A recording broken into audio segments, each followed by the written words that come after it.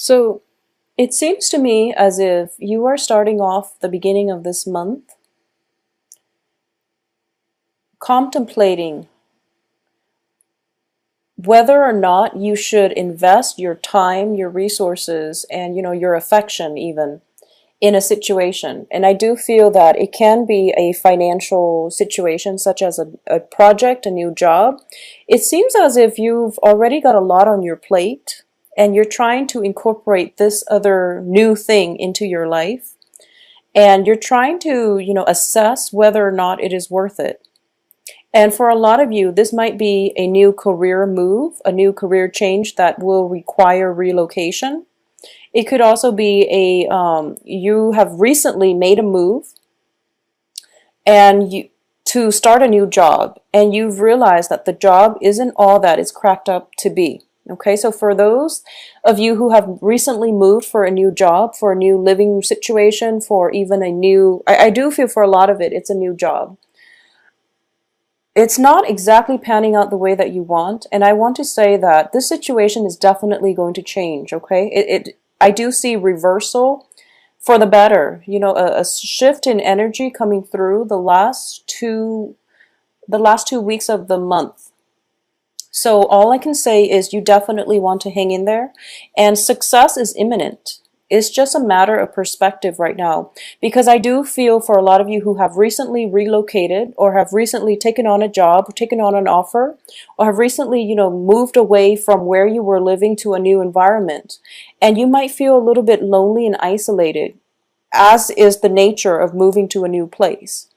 So I do feel that your emotional state might be coloring the way you're looking at new possibilities or this new job, because it seems to me like it's going to be very fruitful and everything is going to be very, very good for you by the end of this month. And, new love situations coming through as well.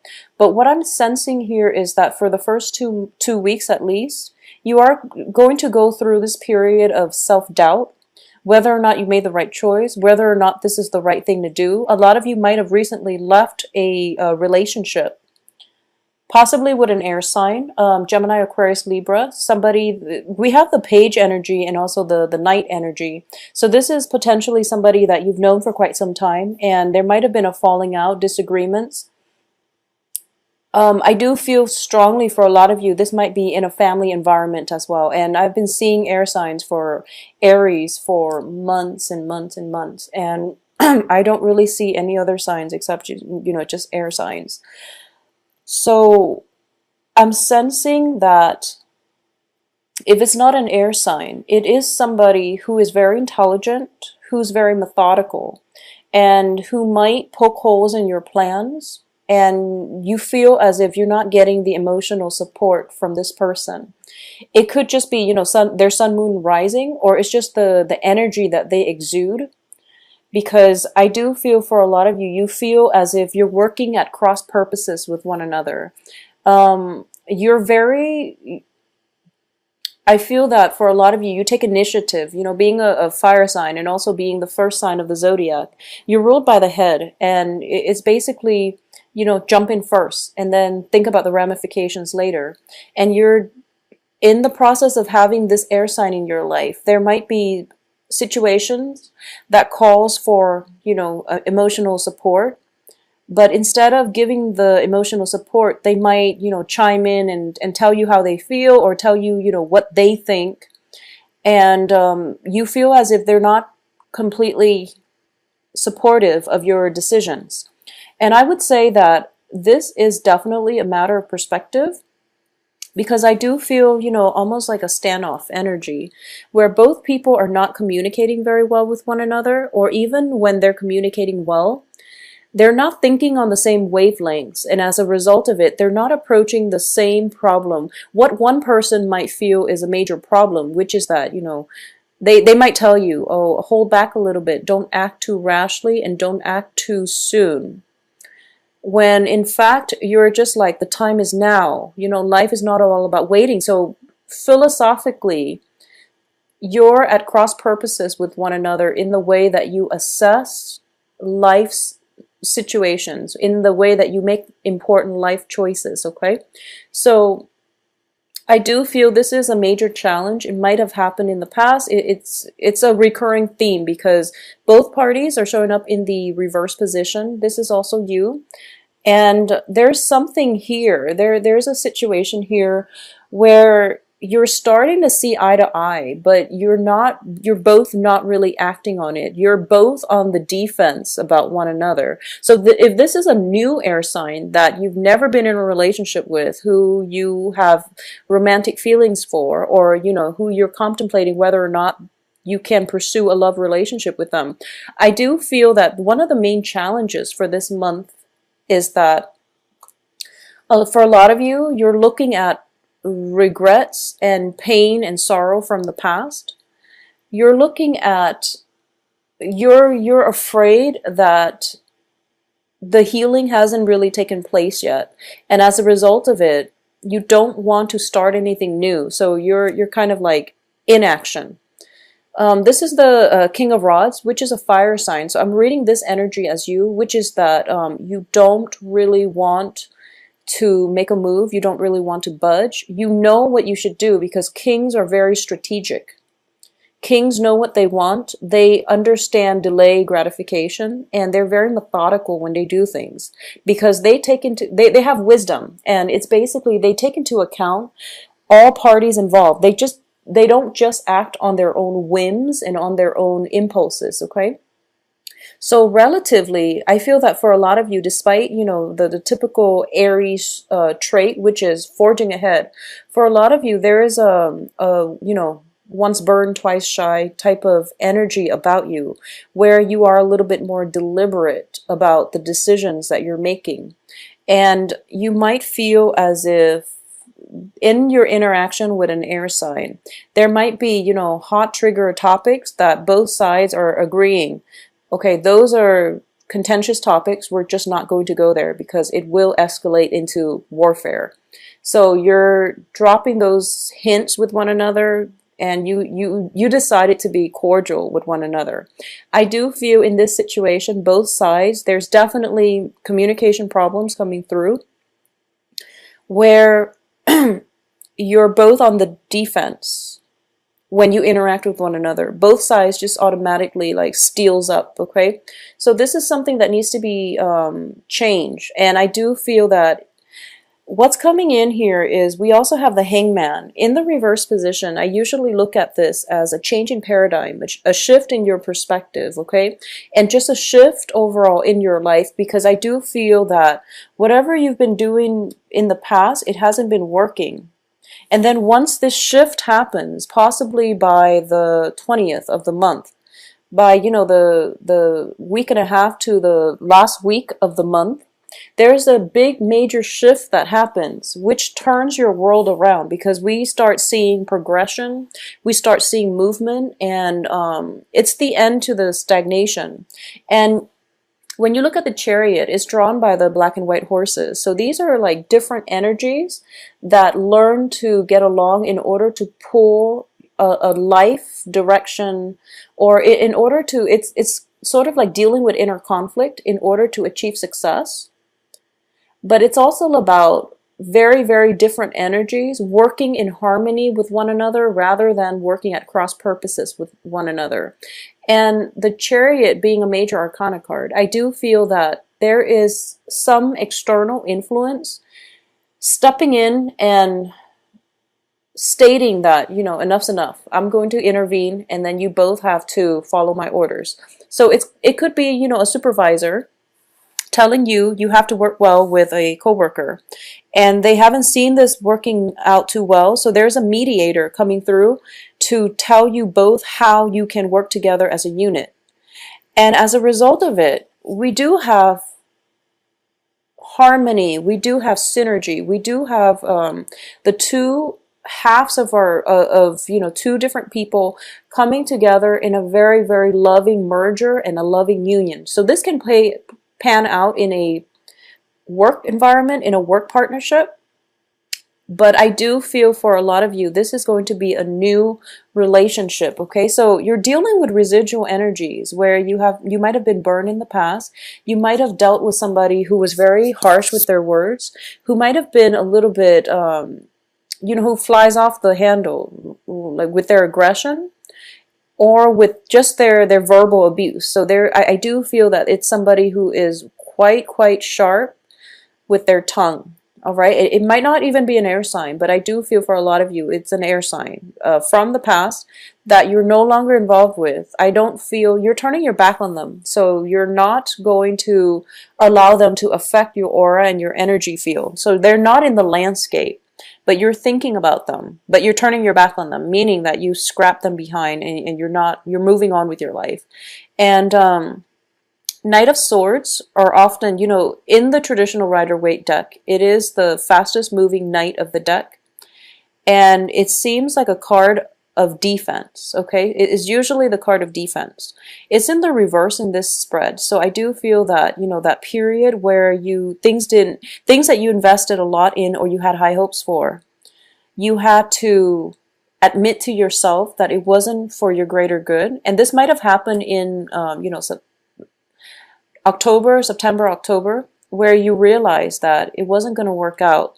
So no matter how much you wanted it, no matter how much a lot of synchronicities might have seemed like it was ideal for you, you're going to have to let it go. And I feel that for a lot of you, this might have happened in September, in October, and you realize that you have to really let it go because it might seem like it was just, destined for you, but it's not meant for you. As a result of it, you're still thinking about it, but you have better options now. I feel like you might have 3 other options. One of this thing being one of them, and you're still clinging on to the memory of it. But you know that there are better options out there. So what I'm sensing here is that all the 10 of Cups and the 5 of Cups are corroborating the same thing. You wanted it very, very badly, and you might have become like tunnel vision in the process.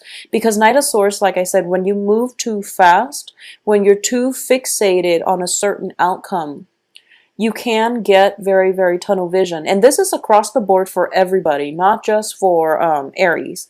But I do feel the Knight of Swords is now in the reverse position, indicating to me that you're slowing down, you're taking the time to really enjoy life, you're taking the time to be appreciative as well of these 2 other options that you might have.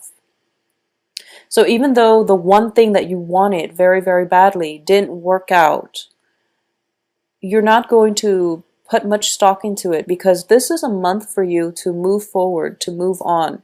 And all it takes is a shift in paradigm. And I do feel this shift, unfortunately, I do sense that it's going to come in a little bit later on in the month when you're done filtering out the noise and you're done interacting with residual energy of this person or this work project, okay? So I'm getting this strong feeling as well. If for some reason you have you've lent out some money, a large sum of money to somebody, and they, repeatedly tell you, oh, I'm going to pay you back in a certain time, and they keep saying that and they use the same old excuses, I do feel that the money is going to be repaid at the end of the month, okay?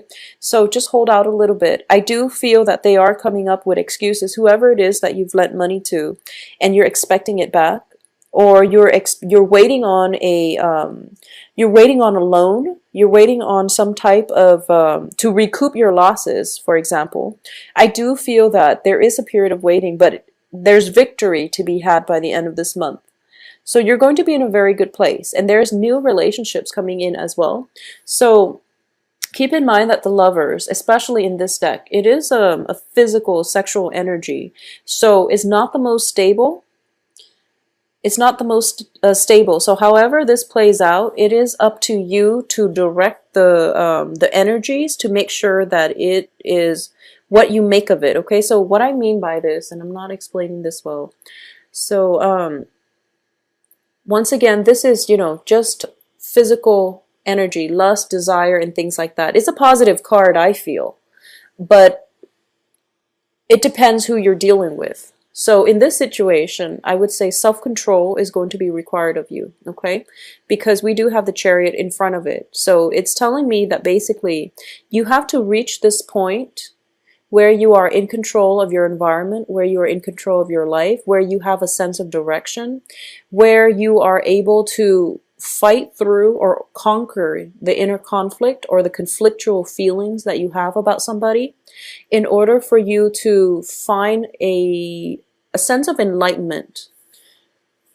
As a result of it, shifting your paradigm and shifting the situation around, looking at a situation from a different perspective, for example, or even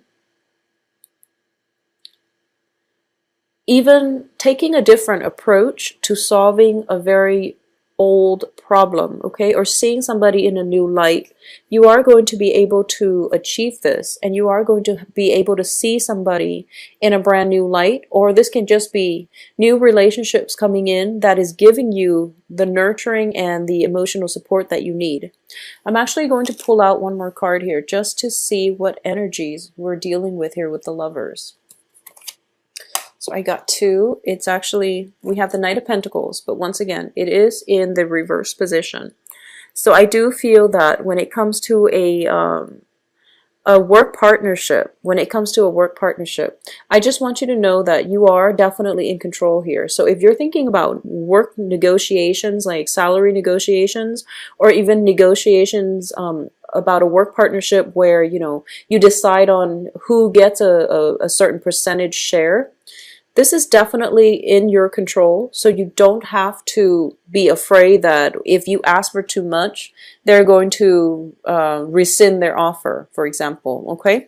So this month is about self-mastery. It's about coming into terms with what it is that you're looking forward to, and it's all about, as well, looking at a situation with a little bit more depth and a little bit more breadth, okay? So what I mean by that is, with the fixation on the past disappointment, past relationships that might not have panned out the way you want, or past situations in which you invested a great deal of time, resources, money, love, affection, and it was going to the wrong place, and you ended up feeling very depleted.